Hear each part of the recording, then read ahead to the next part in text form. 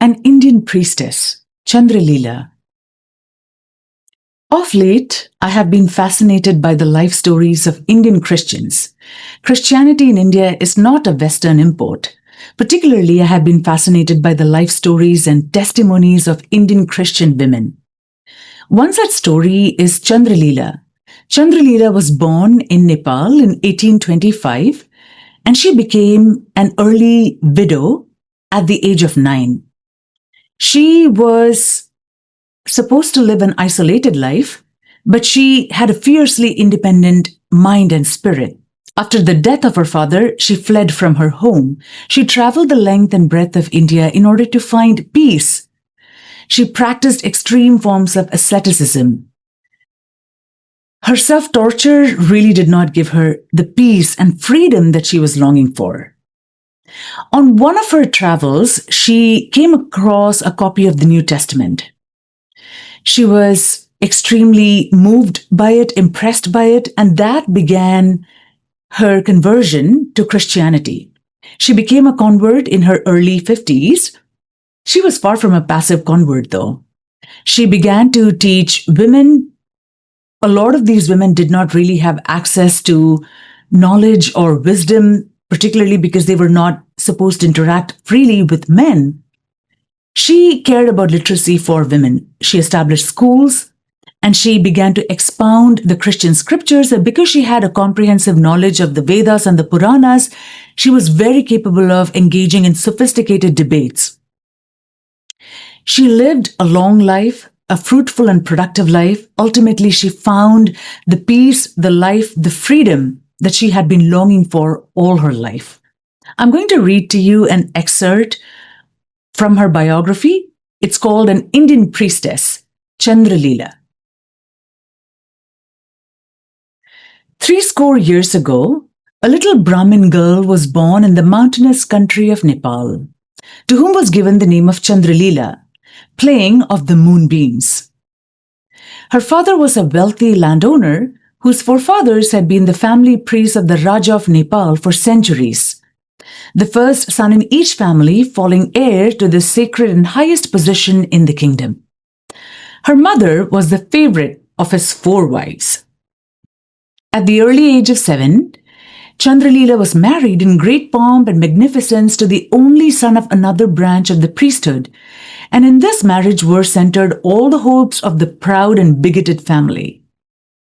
But one sad day 2 years later came word from her father-in-law's house that her husband was dead, and their only hope of an heir was now blasted, and Chundra Lela, the most despised of all creatures, was a child widow.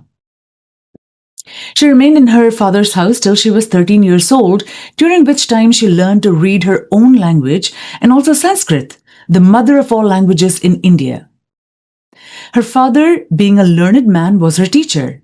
At this age, she went with her father on her first pilgrimage, a long and weary journey to Jagannath, a sacred shrine in the east of India. There, her father met the same fate as that of many other pilgrims. He died suddenly, and as he was dying, he called Chundra Lela and said, "My child, I must leave you. Here is a bunch of keys. When you reach home, open the chests and boxes to which they belong, and what you find is yours, left you by your husband." She took the keys and with a sad heart watched her father die. Soon his body was burned to ashes before her in that sacred spot, and then she was alone. Gloomy and cast down, she returned with some fellow pilgrims to her own land. She spent the following year in the close study of her sacred books. There she learned the dark, sad story of Hinduism. She read of the sacred places in India and the promises made to those who visit them. Among others was the promise of pardon for the sin which had caused widowhood by the performance of Char Dhom, the visiting and worshipping at the 4 great shrines situated at the 4 cardinal points of India. She determined she would do this and everything else laid down in the sacred books of the Hindus. She made herself a long, narrow bag and, going to her boxes, took out from them the gold which had been left her by her husband. Filling the bag, she bound it about her waist. She took numbers of garments and packed them into bundles. She then selected 2 trusty maidservants and confided to them her secret, portraying to them the blessings eternal which would come to them if they would take their journey with her. This they consented to do.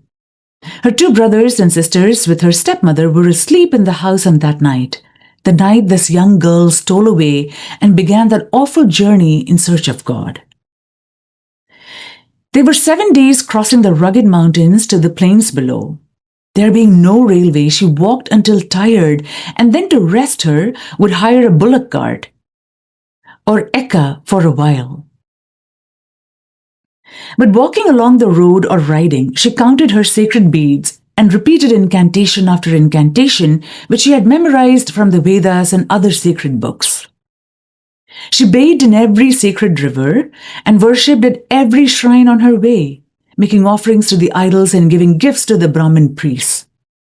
On the way to the first of the 4 great shrines, she visited Calcutta, worshipping at Kali Ghat, the great temple from which Calcutta is named, and bathed in the Ganges.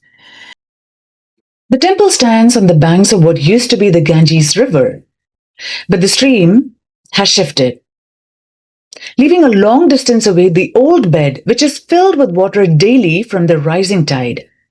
This is the most sacred shrine in Bengal and is visited by many thousand pilgrims yearly. The main temple was built about 3 centuries ago and was not affected in the least by the late earthquake. The image of the goddess is hideous in the extreme.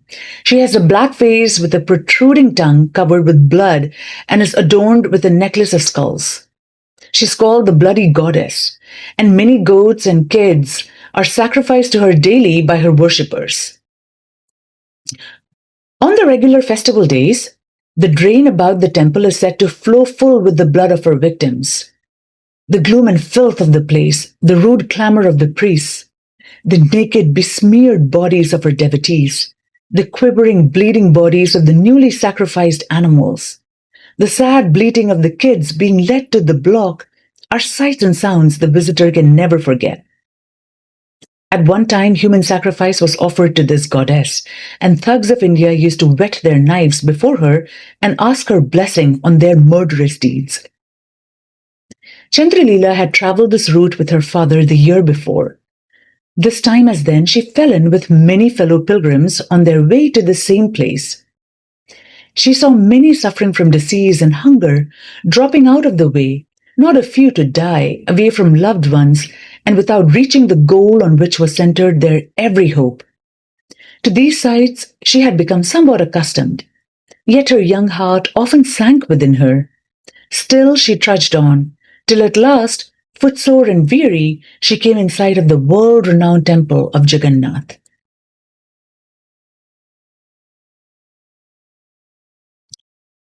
This large and renowned temple is situated in the country of Orissa, on the east coast of India, and is erected in honor of Jagannath, the Lord of the world.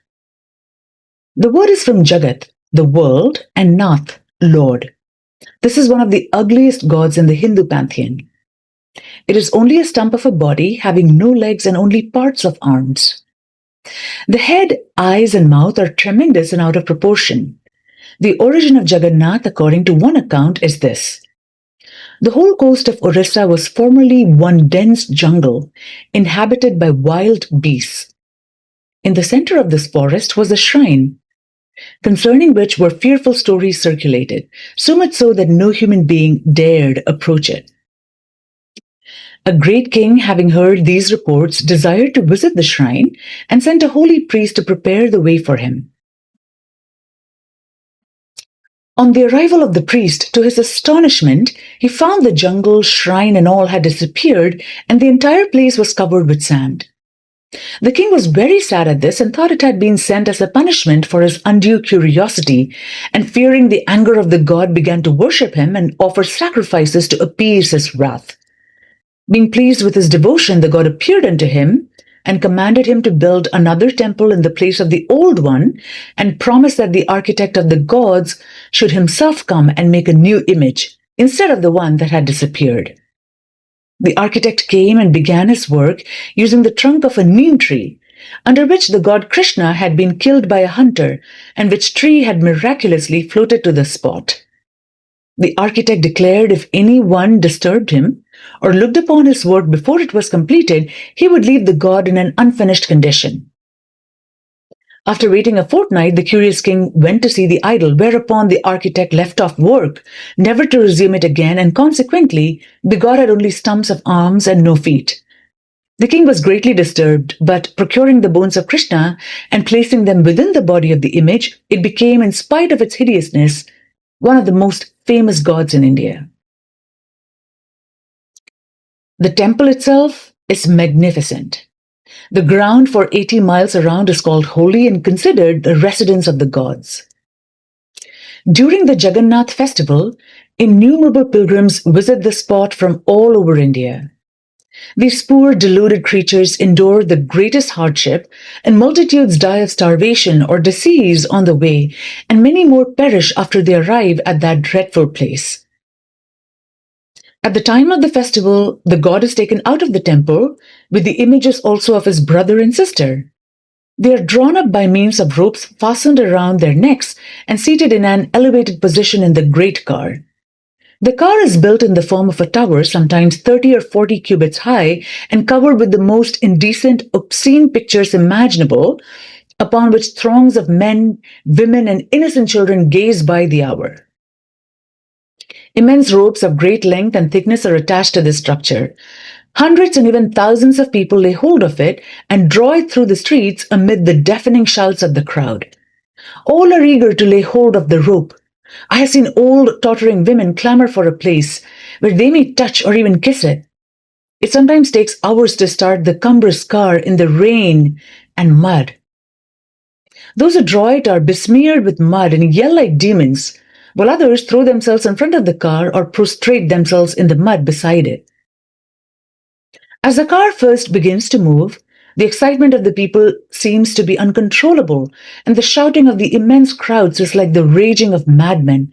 And I have no doubt, if it were not for the police force at hand, many a fanatic would cast his child under the great wheels, and numbers of devotees give their bodies as sacrifice to this god during this festival, now as of yore. The sight fills one with indescribable horror. To this, the first of the 4 great shrines came Chundra Lela, and dwelt 2 weeks worshipping this hideous idol. She here gave a feast to the Brahmins and a cow to supply them with milk. She twice made an offering to Jagannath, costing 25 rupees each time. After doing all required of her by their sacred rites here, she again started on her perilous journey to the next of the 4 great shrines, which is situated in the extreme south of India, requiring many weary months of travel to reach it. The second of the great shrines of India is Ramnath, near Ceylon, on a small island not far from Madura. The temple stands on a rising ground on the northern part of the island in a quadrangular enclosure about 600 feet long and 157 feet broad, and is entered by a gateway 100 feet high. The glory of the temple is its corridors or open galleries. They extend to a total length of nearly 4,000 feet. Their breadth varies from 20 to 30 feet, and their height is about 30 feet. Some stones 40 feet long are used in doorways and roofs. The temple was probably built during the 17th century. The linga, a round stone worshipped by the Hindus, is supposed to have been placed here by Ram. It is washed with Ganges water, which is afterwards sold to the pilgrims. The temple is situated on the spot where Ram, with the aid of Hanuman and his army of monkeys, is said to have bridged the strait between India and the island of Ceylon, when on his way to rescue his beautiful wife, Sita. This story is found in the Ramayana, one of the most popular books of the Hindus. Ram was the son of a king who, having a number of wives, had many heirs to his throne. But Ram, being a favorite of his father and the people, was made king. This, as is usually the case, was the cause of great strife. But being a very holy person, to save trouble, he vacated the throne and fled with his lovely wife Sita to live as a hermit in the forest. This beautiful woman was the envy of gods and men, and many were the efforts made to entice her away from her hermit husband. But she was as true to him as devotion itself and served him as her god. One of Ram's rivals was the great Ravan, the king of Ceylon. Taking the form of a mendicant, one day he came to their hut after Ram had been enticed to leave her by a deer coming within arrow shot of him. Missing it, he was compelled through hunger and great necessity to follow on in the chase. He first placed his wife within a charmed circle, telling her no harm could come to her within its boundary. Soon after the disappearance of Ram, the mendicant came to her begging rice. The people never dare refuse these religious beggars, so she felt she must give to him, if even it did necessitate her stepping beyond the charmed circle. As soon as she did, the mendicant assumed his real form, and snatching the long-coveted woman in his arms and seating her beside him in his air chariot, took her away to his palace in Ceylon. Ram returned, and finding his devoted wife gone, began to weep and mourn as no human could, until we are told all nature, both birds and beasts, sympathized with him in his grief, and the very earth shook with his moans. Hanuman, the monkey god, was the first to meet and comfort Ram. He told him he saw the king of Ceylon escaping with Sita and that he would go and find her. Ram delivered to his friend a message to carry to Sita and a signet ring to deliver to her as a token of his love and faithfulness. The monkey took his journey and, reaching the southern extremity of India, leaped the channel and, arriving in Ceylon, proceeded to the king's palace. Assuming the form of a rat, he crept under the walls into Sita's chamber and delivered to her the signet ring and Ram's message. Receiving her messages in return, which were avowals of her faithfulness to Ram, he again crept under the walls to the outer court, where he resumed his former self, ready for his return journey. The people of Ceylon, seeing the performance, arrested him as a spy and proceeded to try him in court before the king. They treated him with every indignity, not even offering him a seat, whereupon he coiled up his tail as a sailor would a rope and sat down on it. He answered the king in such a shrewd and comical way as to cause roars of laughter in the assembly. Finally, the king appealed to his counselors for their opinion as to a proper mode of punishing such an invader. One very wise one among them suggested that a torch covered with pitch be tied to his tail and fire set to, and he be let go. This was agreed to by all present, and the verdict executed on Mr. Monkey. As the torch began to burn, the monkey ran up and down their rice fields, setting fire to the ripened grain. He then ascended the houses and, springing from building to building, set fire to their thatched roofs.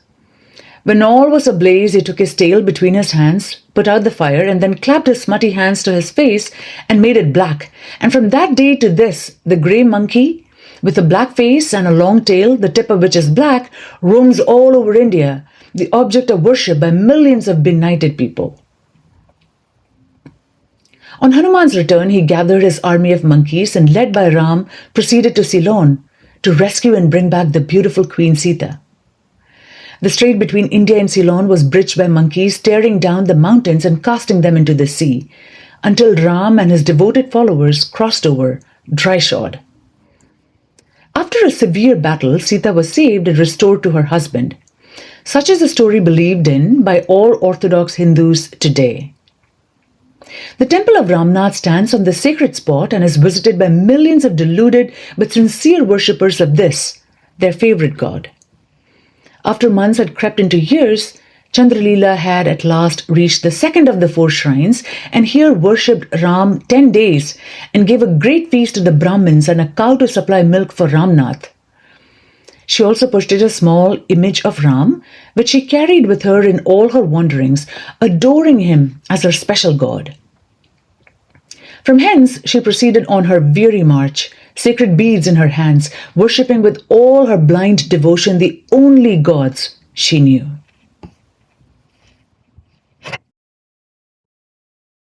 Travel in those days was exceedingly difficult, but nothing could thwart Chundra Lela in her purpose. So on she journeyed day after day until at last she came to the third famous temple, Dwarkanath, in the extreme west of India. Dwarka, the city of gates, is situated on the western coast of the Kathiava Peninsula. The Puranas say this city was built by Krishna. It was defended by high ramparts and contained many beautiful gardens and ponds of water. This is the scene of the sports and sinful doings of Krishna, the vilest god in the Hindu pantheon. The Hindus believe that the temple was raised in one night by some miraculous power. It consists of a shrine, a spacious audience hall, the roof of which is supported by 60 granite and sandstone pillars, and a conical spire 170 feet in height. It is said that on the day Krishna died, the sea arose and submerged the whole city, except the sacred temple. The sea has never been able to wash it away. It is not to be wondered at that millions of pilgrims visit this place. When it is written of it, whoever visits that holy shrine, the place where Krishna pursued his sports, is liberated from all sin. Here Chundra Lela painted her body with sandalwood and remained 15 days worshipping in the temple. She gave a feast and money to all the Brahmins and fakirs. From here, she proceeded to the last of the four great shrines, Badrinath, in the extreme north of India. This is a temple in honor of Vishnu, the god of preservation, and the figure of the deity is said to have been taken from the bottom of the river Alaknanda, one of the principal tributaries of the Ganges. The temple consists of a conical building surmounted by a copper dome which ends in a golden ball. It is situated high up amid the snows of the Himalaya range, 10,400 feet above the level of the sea. The sacred mount on which it stands, Badrinath, with its twin sister, Kedranath, nearby, charms the eye of every traveler passing over that beautiful mountain route from Nainital to Mussoorie. Oh, if those grand old peaks could tell all they know of human suffering, of the many longing hearts who have come for comfort to find only suffering and death amid the very snows which so delight the artist's eye. Chundra Lela, with expectant heart but weary body, reached the base of the sacred mount. She and her two faithful companions began its ascent. Soon their bare feet became numb with cold and cut and bleeding with the snow and ice. Here she gathered all the old clothes she could from her bundles, and they wrapped their poor bleeding feet with layer after layer and proceeded on their way, nothing daunted, although the air became more piercing every hour. Half dead, they crept along the still more dangerous path, clinging to projecting ice, frozen rocks, and crags until she touched the sacred spot. For 5 days she stayed, until she felt the god could require no more suffering of mortal than she had endured. They then began their weary descent, but Chundra Lela's heaviest burden was her sad and disappointed heart. 7 years had passed since she left her home and began this weary march in search of God, and had not found him yet. Lest she might leave something undone, she climbed to the temple on Kedranath and sprinkled the idol with Ganges water, which she had carried with her for the purpose. From here, she hasted as best she could down to the foot of the mountains again, to the noted place of pilgrimage, Haridwar. This is the spot where the Ganges river issues from the mountainside. The Shastras say that the sacred river was originally only in heaven, but through the prevailing prayers of a certain sage, the river was permitted to flow to the earth. Ganga was angry at being brought down from heaven, and Shiva, to save the earth from the shock of her fall, stood upon the mountain and caught Ganga in his bunch of matted hair and detained her there for a while, after which one drop was permitted to fall on the mountain. And from this sprang the most sacred river of the world, to which the millions of India resort to wash away their sins. The special attraction at Haridwar is the bathing ghat with the adjoining temple. The footmark of Vishnu, cut on a stone in the upper wall of the ghat, is an object of special reverence. Many pilgrims are crushed to death by treading on one another in their attempts to reach the spot and be first to plunge in the water afterwards. Police guard is necessary to prevent many thus being crowded and drowned. The first day of the Hindu New Year is the supposed anniversary of the day when the Ganges first appeared upon earth. There is always a great gathering on this day.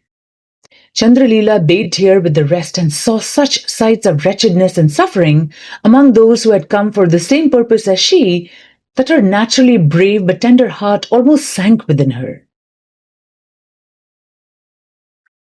On she went towards Kashmir, visiting all places of sacred legend, worshipping at every shrine and feeding the Brahmins everywhere. She came back and visited Mutra and looked upon the spot spoken of in her sacred books, where the god Krishna held the mountain on his finger, but saw and heard nothing that gave her soul relief. On she came to Allahabad and bathed in the spot where the Jamna and the Ganges unite their sacred waters. Here she remained through the Mela, lasting a month, bathing and worshipping every day.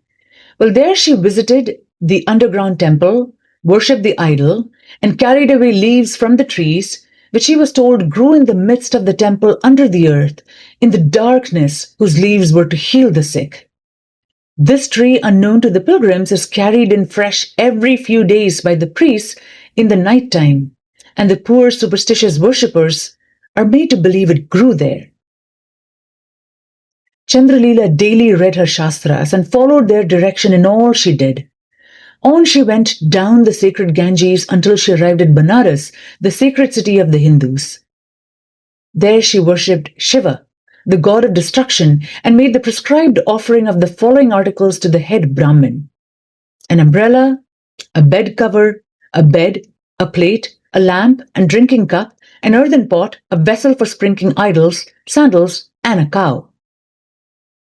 She cast her offering of flowers upon the Ganges river and watched them float away with myriads of other such offerings, which caused the bosom of the river to look like one vast floating flower garden, leaving behind them nothing but blackness of darkness in Chundra Lela's heart. She spent several days bathing and worshipping in the many and various shrines of that wonderful seat of idolatry. She visited also the birthplace of Ram, where she spent a month worshipping this, her favorite idol.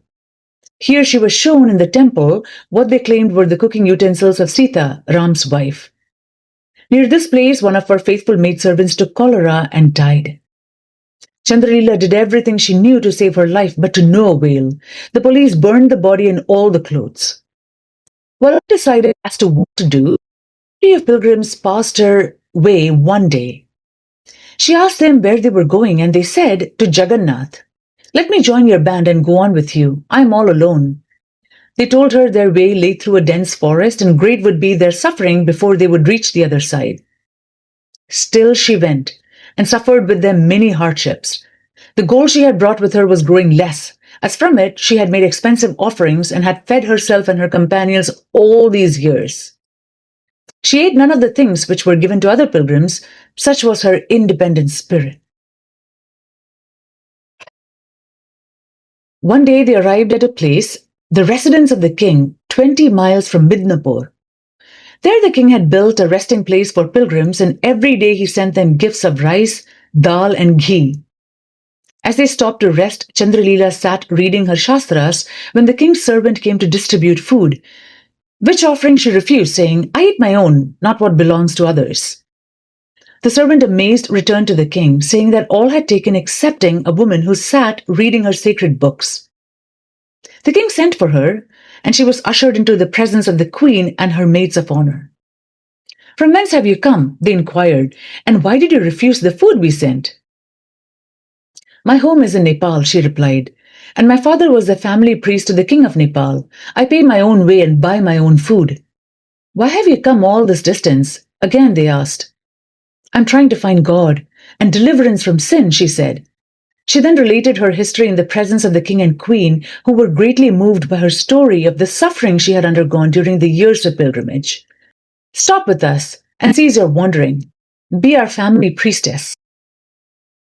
She remained, and the king built her a house and gave her servants, and she became one of the king's household, teaching the women Sanskrit and reading the sacred books to them and performing worship for them. At the same time, she, thus equipped, she vowed to sit during the 6 hot months of the year on the deer skin all day in the burning sun, with 5 fires built about her. And thus she sat, day after day, while sweat ran from every pore of her body. In addition to this torture, at night she stood on one foot with the other drawn up against it, her hands pressed together before the idol, she remaining in this attitude, imploring the god to reveal himself unto her from 12 at night until daylight. Thus, as a fakir, she went from one sacred shrine to another, remaining 3 months in a place. She was worshipped by rich and poor. Wealthy men brought the wood and kept the fire burning about her, thinking it a great act of merit on their part. During the cold season, instead of standing on one foot, she spent the night sitting in a pond with water up to her neck, counting her beads from dark until daylight. When Chundra Lela told this part of her story to us, she said, "Ma'am, nobody knows how long those nights were, nor how I suffered before morning. The string contained 108 beads. With each bead I called on the name of a god. With the other hand I kept account of the number of times I had gone around the string by moving the thumb from joint to joint, as is their way of counting. In a night I would go round the string 1,000 times, repeating the name of the gods 108,000 times. I would look towards the east for the very first ray of light and wonder if the night would ever end. When day broke, I would crawl out of the water as best I could, with my benumbed limbs, and prostrating my body on the ground, would then measure my length to the spot where I was to sit all day, worshipping idols. I often slept in a sitting position. Thus I called upon Ram day and night with no response. All this I endured, just to find God. During these 3 years, she never tasted salt, nor rice, nor grain of any kind, but lived on fruit alone, which she carried with her when traveling. She used to plead with the idol before her, "If thou art God, reveal thyself to me. Reach forth and take the offering I bring. Let me see, hear, or feel something by which I may know I have pleased thee, and that my great sin is pardoned, and I accepted by thee." But as yet there was no sign, no rest, no peace. At a place called Murshidabad, Chundra Lela was seated, surrounded by the 5 fires, worshipping the idols before her, and great throngs as they passed by were bowing down to her and kissing the ashes from her feet. In the throng came the queen of Manipur from Assam and also worshipped her. She learned that some of the queen's people were returning to Assam. There were sacred places in Assam she had often read of in the Shastras, and she had determined to go there too. She requested the queen to grant her petition to go with the servants of the royal family, which the queen did, giving her a letter to her son in Assam, telling him to care for her and send her on her journey. This necessitated traveling by boat several days, during which time she had continued sitting, surrounded by fires, burning in earthen pots, thus not allowing anything to interfere with the fulfillment of her vow. She was received with reverence by the king's son and remained with them 15 days. He sent her on her way to the great shrines of the country with recommendations to different officials in the land. She bathed in the Brahmaputra. At one noted shrine, Chundra Lela was told by the priest that on a certain day in the year, blood would flow from the idol into which he dipped a cloth, and whoever was present on that day and received a piece of the cloth to carry away with them would have their desire, whatever it might be. She determined to stay until that day and see for herself and get this desirable boon, although it necessitated her remaining 6 months. She continued her self-torture as before and also made feasts for the virgin daughters of the Brahmins and made gold offerings to the idol. On the appointed day, Chundra Lela went early in the morning to the temple to worship and to wait for the appearance of the flowing blood. The priest tried to get rid of her, telling her it was too early in the day and to come when he should summon the rest. She went away only to return sooner than she was wanted and caught the priest dipping the cloth, not into the blood which had flowed from the idol, but into that of a goat he had killed for the purpose. Many hundred pilgrims that day received the mystical cloth. Believing the lie the priest told and paying the fee, But Chundra Lela would not receive it. She was thoroughly disgusted with his deception and began from that day to search for more fallacies in the system. These priests had also told her if she had made their daughters a promise and went away without performing it, a tiger would come out of the jungle on her way and tear her to pieces. She determined to prove this also. She said, I told a lie in order to find out whether the statement made by the Brahmin priest was true or false. I went to two of their daughters and told them I would give them each a set of churis and a new cloth or dress. I went away without doing it, thinking, I can but perish anyway. As I went out of the city on my way, I came to the lonely road that led through the jungle. I kept watching for the tiger to leap upon me. Every stir made my blood run cold. I went on, but the tiger never came. I then began to believe the priests to be a set of liars instead of holy men. From here, she went into another Raja's territory to the next shrine. Only those who were able to make special offerings were permitted to visit the shrine. The most costly and acceptable offerings that could be given, she gave to the king, which were a lump of salt and a bit of opium. The common people in India could not afford to use salt in those days. The shrine was Parshuram, the place where the god Ram had murdered his mother. They showed her the block on which she was beheaded, and she covered it with flowers and worshipped there. Here Chundra Lela was disgusted with the greediness of the Brahmin priests. After she had given them the usual offering, they caught the garment she wore about her and cutting it in two, took half of it from her. She was glad to escape with her life. She had read in their sacred books of the death of Parvati, the wife of Shiva. Her father had made a great feast to which he invited all his sons-in-law and great personages, excepting Shiva. Parvati was so heartbroken at the indignity shown her husband that she refused to attend herself. During the feasting, there was a great fire burning in the courtyard into which Parvati threw herself, whereupon her husband Shiva appeared on the scene, and thrusting his spear into her burning body, flew through space with it, and as he went, parts of the body fell to the earth, and each place which received a portion of the body became sacred. Thus, Hindu mythology teaches suicide, murder, and every other vice common to man as practiced by the gods they worship. Chundra Lela had read of this place in Assam where Parvati's eye was said to have fallen to the earth and having alighted in the center of a small lake had become a bright, burning light. She was determined to see this phenomenon for herself. She traveled a long distance and on reaching the place was shown a pond, sure enough, with a light shining on the bosom of the water. The priest told her this was Parvati's eye. She walked all about the lake looking at the light and wondered how an eye could burn like that in the water. She determined to hide herself and see what came of the light.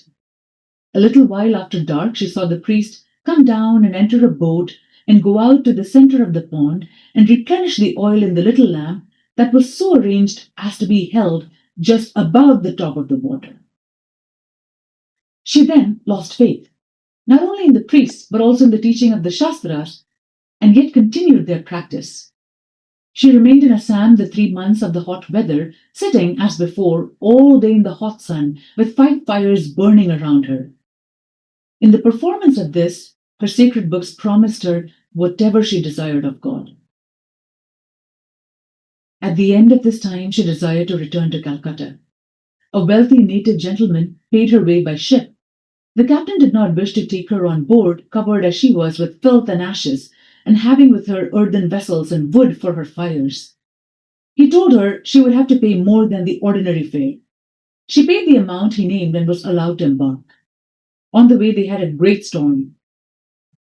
The water dashed over the vessel, so that they were in imminent danger, and many thought they would be drowned. The Hindus began to cry out, Ram, Ram, save us! Chundra Lela joining them, making a great noise. The captain came on deck and, seeing their confusion, commanded them to be quiet and, pointing to heaven, said, Hush! He who lives there will care for us. This was the first time she had ever heard of there being a god other than the idols she worshipped. Soon after, the storm ceased, which made a profound impression upon her that she never forgot. She landed in Calcutta, remaining there a week, bathing in the Ganges. She then bought a pony for ₹9 and putting all her traps upon it, started for Midnapur. 40 miles away. Arriving here, she remained sitting in the midst of the fire, wearing her fakir garb and living only on fruit until her 3 years were ended. She then went to Calcutta to bathe in the Ganges and cut off her long matted hair, which had not been combed nor cleaned during the 3 years, and threw it as an offering into the river, saying, "There, I have done and suffered all that could be required of mortal, by God or man, and yet without avail.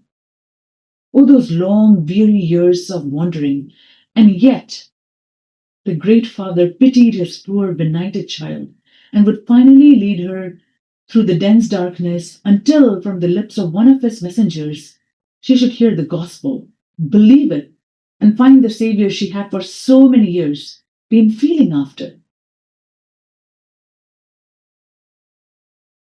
Chandra Lela returned to Midnapur, where she had gathered together a number of disciples.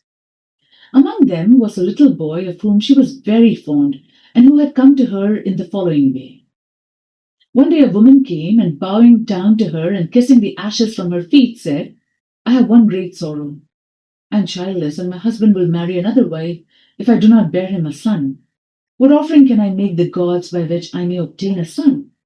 "I know not what offering will obtain for you this blessing, my sister," said Chandra Lela, "but I do know a root which is a medicine, not a charm. And if, through disease or physical weakness, you are barren, if you will take this medicine, you will become well, and it may be you will become a mother."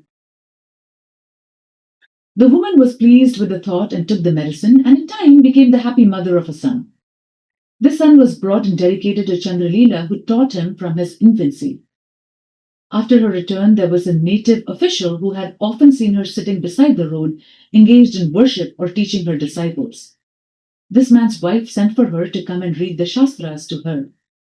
They were so pleased with her that the native gentleman gave her a room for herself and her idols, which she had carried with her in all her wanderings.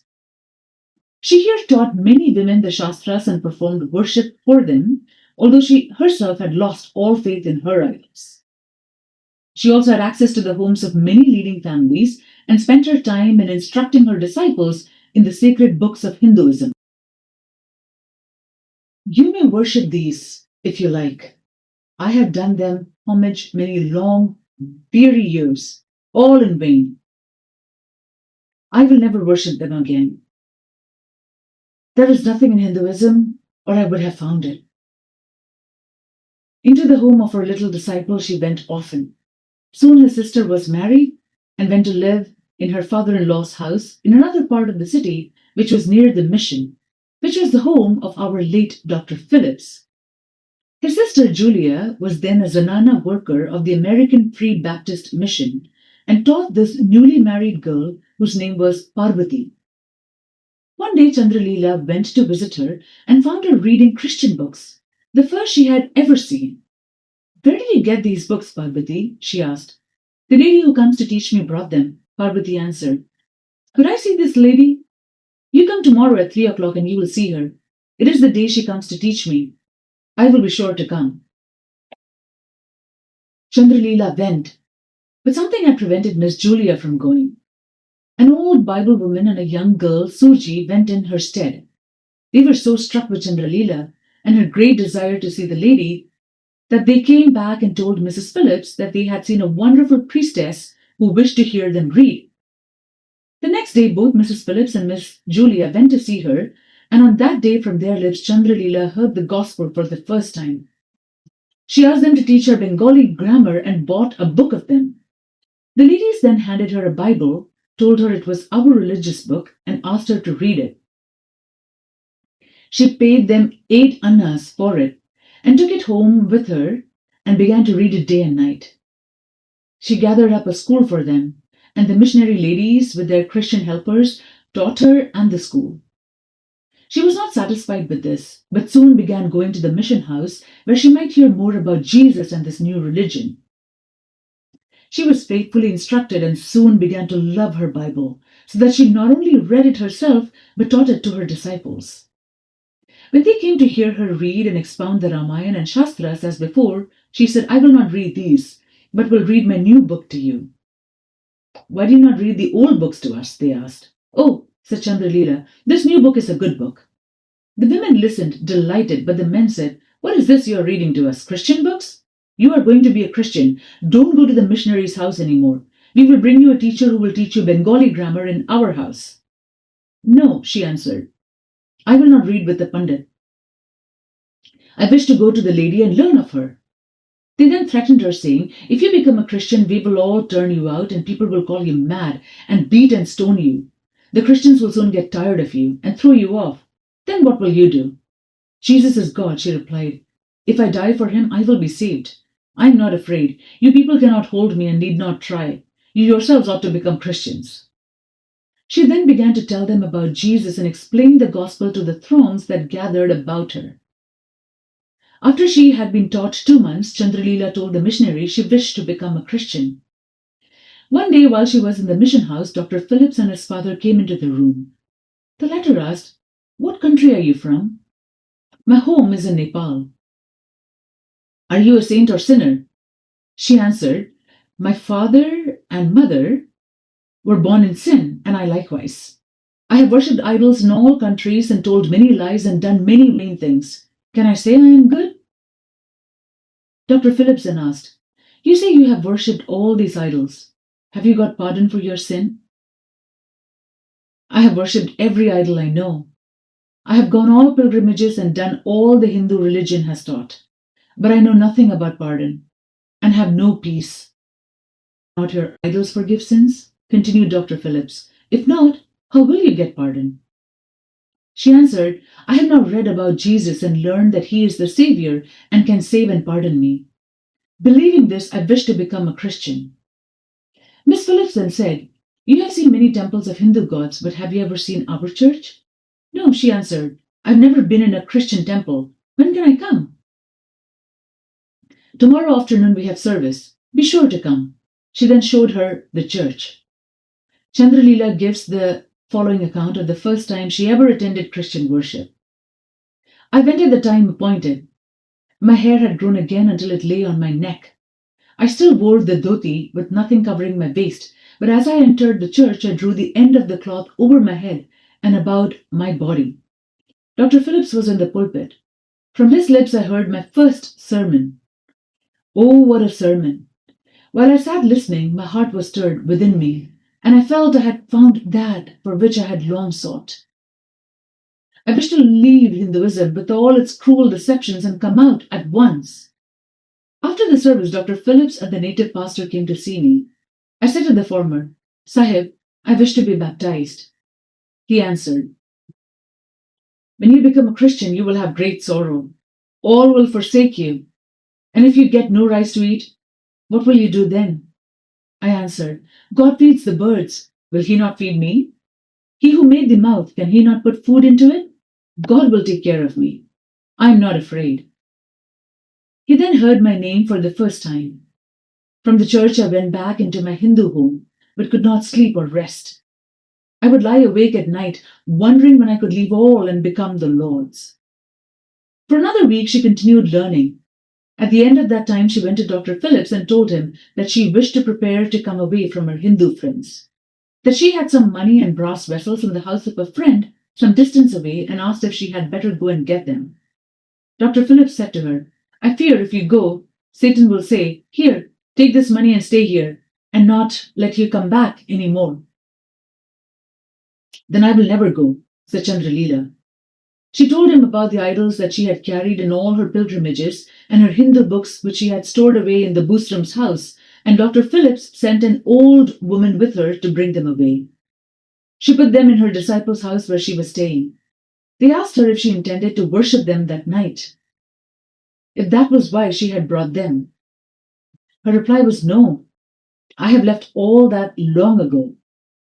These idols and books she afterwards made over to Dr. Phillips. Among them was the little image of Ram, which she had carried with her in all her journeyings and had worshipped incessantly all those years. On a Tuesday morning, shortly after this, she gathered together all her belongings and took them over to the native pastor's house. The news soon spread everywhere that she had gone, and her disciples and many Hindus gathered together and went to persuade her who so long had been their priestess and leader, to return to them. She went out on the veranda and assured them she was no longer a Hindu and could never teach Hinduism again.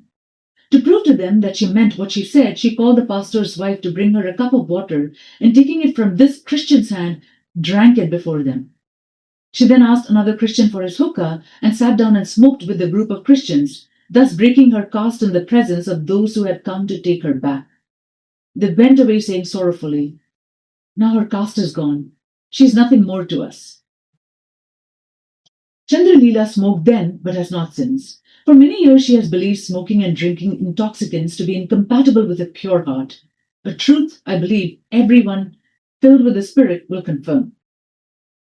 A few days after, the Raja's son, in whose palace she had been 7 years and who lived 20 miles away from Midnapur, hearing she had gone among Christians, sent an elephant on which to bring her away.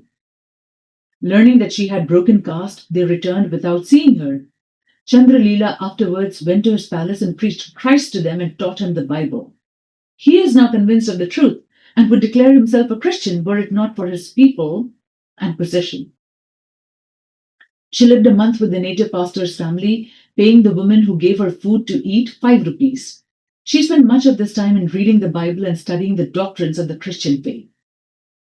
On a day never to be forgotten by Chundra Lela, and a day many others have since praised the Lord for, she, in the presence of a number of people, was baptized by Dr. Phillips. No one could wish any greater honor than to have that sacred ordinance administered by such a man, nor no greater privilege could anyone covet than to administer the rite which made free from heathenism such a woman. After her baptism, Chundra Lela was sent with the other workers to teach in the zanana and schools, but she could not settle down to teach children their alphabet and women to read, but began to take the Bible and to preach from house to house, and in the streets great throngs gathering to hear her. She scarcely stopped to eat or rest during the day. At night she would cook and eat her food. The missionaries, seeing this, set her apart for this work and let her go where she liked. The first 3 years she spent in and about Midnapur, preaching everywhere. 2 years after she became a Christian, her brother came with a number of people from Nepal on a pilgrimage to Jagannath. On his way, he stopped to see Chundra Lela and spent 2 weeks with her, living and eating in a separate house, but drinking in from her the beautiful teachings of Jesus and his wonderful salvation. Dr. Phillips gave him a Bible. He also attended services in the church and then returned home. Chundra Lela spent some time in the work, going out on short journeys. When she conceived the plan of going to Murshidabad, where she had gone before as a pilgrim and lived among the people, preaching Christ where she used to worship idols. She started and in some places remained a month at a time, preaching and teaching the pilgrims who came and went. In one place where she wished to remain a month, she found she was likely to fall short of money.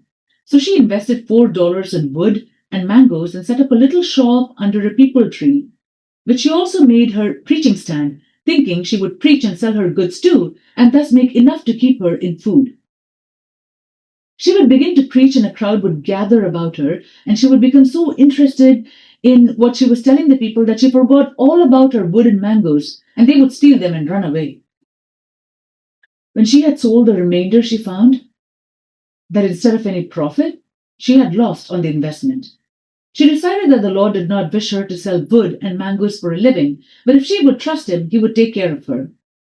Often, after she had been preaching for hours, the kind-hearted people would come and ask her if she was hungry and bring her food. She tells of one time when she had been traveling through a jungle over rough and almost impossible roads with nothing to eat or drink but the sap of a plant that she found on the way. At evening time, she came out into a little village, tired and hungry, but sat down and began to preach as usual to the people, many gathering about her to hear the gospel for the first time. She became so interested that she forgot her hunger until a woman asked her what she was going to eat. She said she did not know. The woman then asked if she might bring her food and went away, soon returning, bringing her a delicious plate of curry and rice with curd and some native sweets. Chundra Lela thanked God for so bountifully supplying her wants, and after eating, lay down and slept sweetly, and arose next morning well and strong for the work of another day. She returned to Midnapore to help Dr. Phillips in his work in the district. As she was starting out on a preaching tour, the doctor said to her, "I'm afraid for you to go thus without any money for food." Taking the bag of books, she started on her journey. She sold a few, but when she came into the crowded bazaar and began to preach, she again became so interested in the people and the message she was delivering that she forgot her books, and they were stolen. When she returned, she went to Dr. Phillips and giving him the empty bag and telling him what had happened, said, "Sahib, I cannot attend to worldly business. My only business is to preach the gospel. It would be well if other ambassadors of Christ had their commission as clearly settled as had Chundra Lela." After that, her friends insisted on her carrying a little money for her food in case of necessity. The Lord laid it in her heart to visit every village in the Midnapur district and to preach Christ in every house in each village, so if possible to reach every soul in the district with the gospel. Thus she went praying and preaching all over the country, it requiring 6 months for her to complete this tour. Some who heard became Christians, a number of whom were afterwards cast off by their own people. Chundra Lela took them in and cared for them until they got a start for themselves. Would to God we had a host of such workers. We need those who are willing to go from house to house, reaching the people next to them who have not heard the gospel. Such work is not so romantic as running to distant places where the missionary has not been, thinking that when each nation has been touched, then Christ will come. But some have understood Jesus to say, "Go to every creature," and that he means every individual. Such are willing to do the hand-to-hand, everyday work which every true missionary will find plenty of everywhere, down among the millions who know not God. Oh, that the Lord of the harvest would multiply such workers 1,000-fold. There is no trouble in finding appointments for such people. A brother's son came to see Chundra Lela some time after this, and she began to teach him about Jesus and to pray for his conversion. It was not long until he accepted Christ and wished to be baptized, but being underage, the missionary sent him back to his people. Shortly after this, he died, but Chundra Lela believed he was saved. She worked with the missionaries in different districts, as she had with Dr. Phillips in Midnapur, they all feeling she was a power in the work, but she felt the call to other people and was soon planning another Christian crusade. This time, Chundra Lela began a pilgrimage lasting several years, going over the old tramping ground from shrine to shrine and mela to mela, but this time happy in Jesus, rejoicing in the privilege of telling her people of the wonderful Savior she had found. She also wore her clean, neat, white native dress with her body clean and well fed. At the Mela in Allahabad, where thousands and thousands come every year, she spent the month preaching. The Hindu priests became so enraged as she exposed their deception before the people that they threatened to beat her and did hire a mob to attack her. When they came, she was sitting on the ground, preaching to the throng about her. She spoke to the leader in such a brave, quiet way, asking them why they stoned their friend, the one who was warning them of danger ahead. When they took up stones to throw at her, she said, "Throw them if you will, but you will hurt yourselves instead of me. I do not wish God to punish you." In some way, she was able to control them by kind words and her fearless manner, so that not one would hurt her, but went away, leaving her to finish her discourse. She went to most of the leading shrines she had before visited, all through Assam and Sylhet, visiting the very queen who had been so kind to her when she was a fakir. In her palace, she read the Bible and preached Jesus. The queen's son was wonderfully impressed. As he recognized the same face, in spite of the change, he said, "When we saw you last, you were sitting on the ground with 5 fires burning around you, worshipping idols all the time. Now you come with another book and tell us you have found the Savior. Tell us, what has caused this change?" She told them how disappointed she had been when she had searched to the bottom of Hinduism and found nothing, and how through faith in Jesus she had found salvation and peace. Many listened and believed, but were not willing to pay the cost and come out and confess Christ. She went to her own land, Nepal, after an absence of 27 years. And in that nation whose doors are shut to the Christian missionary, she preached Christ wherever she went. She attended the Barachata Mela, a religious gathering attended by people from all parts of Nepal. She here preached to everyone she met and gave out portions of the Bible and Christian tracts to the people who carried them with them all over the land. While doing this, she was arrested by the police and taken up before the magistrate for distributing Christian literature.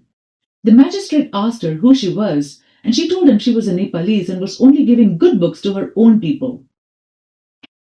He gave her permission to give them to her own friends and released her without punishment. She went back into the bazaar and continued preaching without molestation until the Mela was over. She visited her own people and found her brother, who had visited her at Midnapur, very ill. She stayed with him some time, caring for him and nursing him as tenderly as a mother would her child. One day he called her to him and said, "Sister, I believe in Jesus and have been trying to serve him ever since the teaching I had when I went to see you. Do you think he will receive and save me?" "Certainly, brother. That is just what he died to do," said Chundra Lela. "You think he will?" He said earnestly, "I had intended to take my family and go to Midna and come out openly and be baptized and live with Christian people, but I fear now I will never live to do that.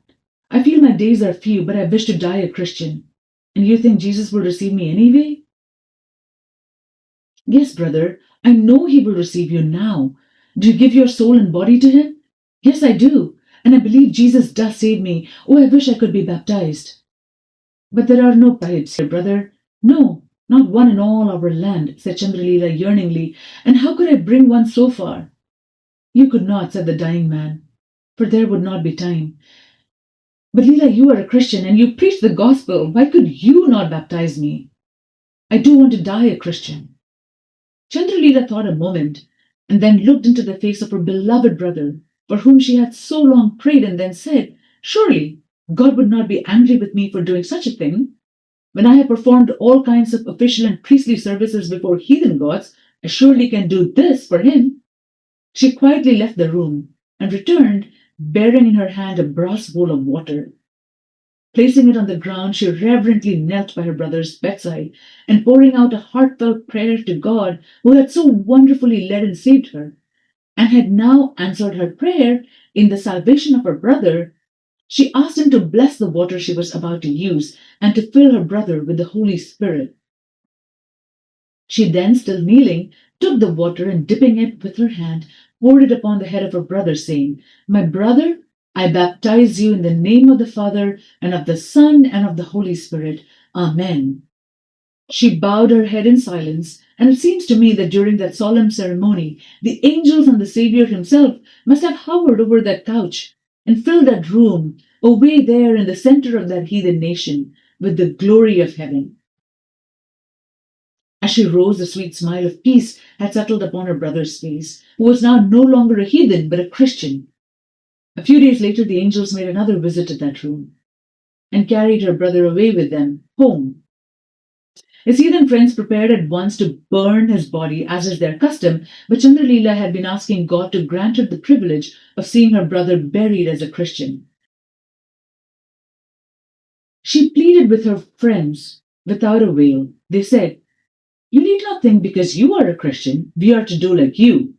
But she pleaded, "My brother was a Christian and died a Christian," telling them what had transpired, he himself having testified to the same before his death. Still they would not heed her pleading. She still prayed, holding on to God to grant her this one more boon. It was in the rainy season and had been wet, but now the rain began to pour in torrents. The body was prepared and carried to the burning ghat, Chandralila following, pleading still with God not to let them burn her brother.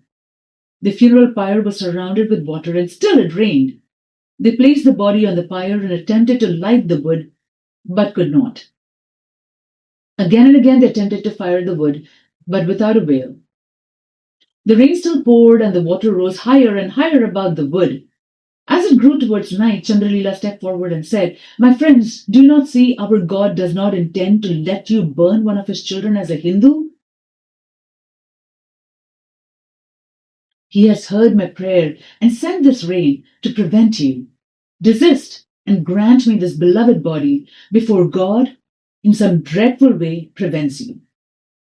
They yielded, and as she had the body borne away, and the grave dug, and her brother buried as a Christian.